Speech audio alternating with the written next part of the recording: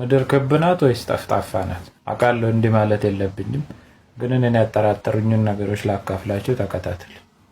የመጀመሪያ ፍንጮቼ ፓይለቶች ናቸው። ምድርን በየቀኑ የሚሽከረከሯት ሰዎች ማለት ነው። እነዚህ ሁሉም ምድር ጠፍጣፋ ናት ነው የሚሉት። ቪዲዮዎች አዘጋጅቻለሁ፣ ተመልክተን እንመለስ። Notice any curvature while we were up there? Curvature? No. No, there's no curvature? It's just all flat. I want to know, because they say the pilots know a lot. Do you think the Earth is flat or no? I know it's flat. You know it's flat? How long have you been flying for, you said? Over 30 years. How long have you been a pilot for? 43 years. Wow. What shape is the planet? Flat? We're supposed to keep it a secret. ቪዲዮቹ ላይ እንዳያችኋቸው ሁሉም ጠፍጣፋ ነው የሚሉት። እነዚህ ብቻ አይደሉም ቪዲዮቹ፣ ብዙ አሉኝ። ቪዲዮ እንዳይረዝም ብዬ ነው። የምፈልጉ ሰዎች ልክላችኋለሁ፣ ኢንቦክስ ጠይቁኝ። ጠፍጣፋው ምድር ጽንሰ ሀሳብ የሚለን ምድር አንድ ቦታ ቆማለች፣ ፀሐይና ጨረቃ ናቸው የሚሽከረከሯት ከላይ ነው የሚለን። አሁን ግን ሳይንቲስቶች ምንድን ነው የሚለን? ምድር ክብ ናት፣ ኳስ ናትና ፀሐይን ትሽከረከራለች፣ በራሷም ዛቢያ ደግሞ ትሽከረከራለች።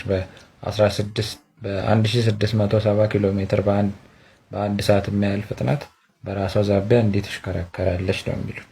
እና እንዲህ እየተሽከረከረች ከሆነ ሄሊኮፕተር ለምሳሌ ያህል ነው፣ በሄሊኮፕተር ወጥቼ ከምድር ላይ ማለት ነው እንዲህ ተንሳፍፌ አየር ላይ ብቆይ ለ4 ሰዓት ብቆይ አየር ላይ እና ምድር በራሷ ዛቢያ ማለት ነው እንዲህ ስትሽከረከር፣ እኔ አየር ላይ ነኝ ስትሽከረከር፣ ከዛ ትንሽ አየር ላይ ቆይቼ ባርፍ ማለት ነው እሷ ስትሽከረከር ሌላ ሀገር ነው ማረፍ ያለብኝ ማለት ነው። ግን አሁን እኛ በሄሊኮፕተር ተንሳፈን ለ4 ሰዓት አየር ላይ ቆይተን ተመልሰን ብናርፍ እዛው የተነሳንበት ቦታ ነው የምናርፈው። ምንድነው የሚያሳየው? ምድር አትሽከረከርም፣ ባለችበት ቦታ ቆማ ነው ያለችው ማለት ነው። በእግዚአብሔር ወይም በመጽሐፍ ቅዱስ የምታምኑ ሰዎች እናንተም ማሳመን ቀላል። ቻትጂፒቲ ወይም ኤአይ ጋር ሄዱና በመጽሐፍ ቅዱስ መሰረት ምድር ምንድነው የምትመስለው ብላችሁ ጠይቁት። ከዛ ይሄ ጠፍጣፋው ምድር ጽንሰ ሀሳብ የሚለንን ምስል ይሰጣችኋል። ክሬት ኢሜጅ በሉት በመጽሐፍ ቅዱስ መሰረት ማለት ነው። ጠፍጣፋው ምድር ስናወራ ሌላው ነገር ዘፈርማመንት ነው። ፈርማመንት ማለት ጠፍጣፋው ምድር እንደዚህ ሸፍኖት ያለው ጠርሙስ ነገር ማለት ነው። ያው ካርታው ላይ እንደምታዩት ያው ስለ ፈርማመንት ወይም ምድርን በግማሽ ስለከበበው ጠርሙስ ስናወራ ሳይንቲስቶች መጀመሪያ የሚሉት ከዚህ በፊት እኮ ለጨረቃ ሄደናል ነው የሚሉት መጀመሪያ። እና እሺ ለምን አሁንም ድጋሚ አትሄዱም ሲባሉ ቴክኖሎጂውን ረስተናል ወይም አጥተናል ጠፍቷል ነው የሚሉት። እሺ ቪዲዮ የታል? እውነተኛው ቪዲዮ የታል? እዛ ላይ የተራመደበት እውነተኛው ቪዲዮ የታል ስትሏቸው አሁን ጠፍቷል ነው የሚሉት። አይገኝም፣ እውነተኛው ቪዲዮ ጠፍቷል ነው የሚሉት። እኔም ዝም ብዬ ለቪዲዮ አይደለም ምለው የእውነት ጠፍቷል ነው የሚሏችሁ።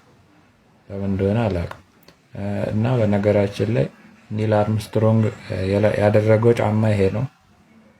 ግን ጨረቃ ላይ ደግሞ የተረገጠው የእግሩ ምልክት ይሄ ነው። አስቡት። እና ራሱ ኢንተርቪው ላይ ሁላ አልሄድኩም ብሎ ተናግሮ ነበር። ኢንተርቪውን አይተን እንመለስ። Why has nobody been to the moon in such a long time? That's not an 8-year-old's question. It's my question. I want to know, but I think I know. Because we didn't go there and ያው ይሄን በደንብ አላምንበትም፣ ግን ናሳ ይሄን ፈርማመንት ለመብሳት እየሞከረች ነው ይባላል። ይሄን ጠርሙስ ማለት ነው። ከዛ ሰይጣን ወደ ሰማይ አክሰስ እንዲያገኝ ወይም መንገድ እንዲያገኝ ማለት ነው። ያው ለማመን ይከብዳል፣ ግን እንደምታዩት በጣም ብዙ ትልልቅ ሮኬቶችን ትተኩሳለች ናሳ በትሪሊየን ብር እየተወጣባቸው ማለት ነው። ግን ወዴት እንደሚሄድ አናይም። ሲተኮሱ እናያለን በየጊዜው፣ ግን የት እንደሚሄድ አናይም። እስኪ ይህን ስፒች ሰምተን ይህን ወሬ ሰምተን እንመለስ ስለዚህ ሮኬት። I know we have still not shattered that highest and hardest glass ceiling, but someday someone will, and hopefully sooner than we might think right now. Although we weren't able to shatter that highest, hardest glass ceiling this time, thanks to you, it's got about 18 million cracks in it. me. And I can't believe we just put the biggest crack in that glass ceiling yet. Thanks to you and to everyone who's fought so hard to make this possible. እውነተኛ ክርስቲያን ከሆናችሁ በመጽሐፍ ቅዱስ የምታምኑ ከሆነ ይህን ክፍል ሄዳችሁ አንብቡ፣ ስለ ፈርማመንቱ ማለት ነው። መጽሐፈ ኢዮብ ምዕራፍ 37 ቁጥር 18 ይህን ክፍል ብቻ አንብቡ ትረዱታላችሁ። ሁሉም የጥንት ስልጣኔዎች ያለምንም ምህንድስና እውቀት ፒራሚድን፣ ባቢሎንን የሰሩ ታላላቅ ስልጣኔዎች ሁሉም ምድር ጠፍጣፋ ናት ነው የሚሉት። ግን ናሳ ድንገት በ1958 አነሳና ምድር ኳስ ናት አለ።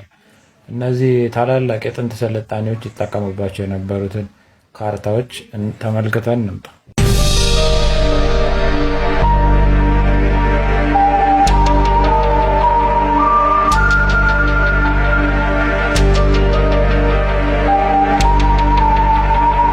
ያው እንደምታዩት ግብጽ፣ ግሪክ፣ ህንድ፣ ሄብሮዎች ሁሉም የራሳቸው የዓለም ካርታ ነበራቸው። ግን ሁሉም ላይ እንደምናየው በጋራ ኮመንሊ ሁሉም ምድር ጠፍጣፋ እንደነበረች ነው የሚያስቡት። ታዲያ ናሳ ለምን ይዋሸናል? ለዚህ ሁለት ምክንያቶች አሉ። አንዱ መንፈሳዊ ነው፣ አንዱ ቁሳዊ ነው። መንፈሳዊ ምክንያት ምድር ዝም ብሎ የሆነ ራንደም ፕላኔት፣ የሆነ ቦታ ያለ ፕላኔት ከብዙ ቢሊዮን ፕላኔቶች መሀል የሆነ አንድ ፕላኔት እንደሆነ ካሰብን እነሱ እንደሚሉት ህይወታችን ዝም ብሎ በድንገት እንደተፈጠረ ምንም ዓላማ ወይም ፐርፐስ እንደሌለን ራንደምሊ እንደተፈጠረ እና ድርጊቶቻችን ይህን ያህል ተጽዕኖ እንደሌላቸው እንዲሰማን ያደርገናል። መንፈሳዊ ላይ ማለት ነው። ቁሳዊ ላይ ደግሞ በጣም ብዙ ትሪሊየን ብር ነው የሚወጣው እነዚህን ሮኬቶች በጀት ለማድረግ። አንደኛ የኛው ገቢያቸው ይቋረጣል፣ ሁለተኛ ደግሞ እነሱ ላይ እንተማመናለን። እነዚህ በጣም ብዙ ነገር ያውቃሉ፣ ብዙ ነገር እነሱ ናቸው የሚያውቁ ብለን ሁሉ ነገር ለእነሱ ትተነዋል እና ከኛ በላይ እንደሆነ እኛ ላይ ስልጣን እንዳላቸው እንዲሰማን ይሆናል። ግን ጠፍጣፋ ከሆነ ይህን ያህል ምርምርም አያስፈልግም፣ ይህን ያህል ወጪ ማድረግም አያስፈልግም። የእነሱ ዋጋ ራሱ ይጠፋል ከዚህ ማለት ነው፣ ጠፍጣፋ ከሆነ እና ከምድር መውጣት ካልቻልም ማለት ነው። ስለ ናሳ ብዙ ከማውራቴ በፊት ስለ ናሳ አንድ ነገር ልበላችሁ። ናሳ የሚለው ቃል አብዛኞቻችሁ አብሪቬሽን ነው የሚመስላችሁ፣ ግን አይደለም። ናሳ ማለት በህብሪው ቋንቋ ማታለል ወይም መሸወድ ማለት ነው። ሳውንድስ ፋሚሊያር? ሌላኛው ምድር ጠፍጣፋ እንደሆነች የሚያሳየን ነገር አንታርክቲካ ነው፣ ወይም በፍላት እርዘሮች መሰረት ዘአይስ ዎል ማለት ነው፣ ወይም የበረዶ ግግር። በጠፍጣፋው ምድር ጽንሰ ሀሳብ መሰረት እንደምታዩት የምድር ካርታ ይሄ ነው እና ይሄ በረዶ ምድርን ከቧት የሚገኘው የበረዶ ግግር ዘአይስ ዎል ይባላል። በ1959 50 ሀገራት ተሰብስበው ፈርመው ያጸደጉት ዓለም አቀፍ ህግ አለ። ይህ ህግ ምንድነው የሚለው? አንታርክቲካን ከሆነ መስመር በላይ መሄድ አንችልም ነው የሚለው። ለጉብኝት እስከሆነ ደረጃ ድረስ መሄድ ትችላላችሁ አንታርክቲካ ላይ፣ ግን የሆነ መስመር ማለፍ አትችሉም። በግድ አልፋለሁ ካላችሁ በጣም ብዙ ሚሊተሪዎች፣ ወታደሮች አሉ፣ ይጠብሷችኋል። ማለፍ አይቻልም ያን መስመር እና ጥያቄው ምንድነው ይዛ እየደበቁ ያሉት? ይሄ ነገር ስለ ጠፍጣፋው ምድር ብቻ አይደለም። ምንድነው እየደበቁ ነው ያሉት? ሁሌ እንደምለው ከማንም ሰው ተሽዬ አይደለም። እንዲህ አይነት ነገሮችን መማርና ማስተማር ደስ ስለሚለኝ ነው። ያው እንደኔ ከሆናችሁ እና ቀጣይ ቪዲዮ ስሰራ እንዳያመልጣችሁ ፎሎ አድርጉ። ፒስ አውት።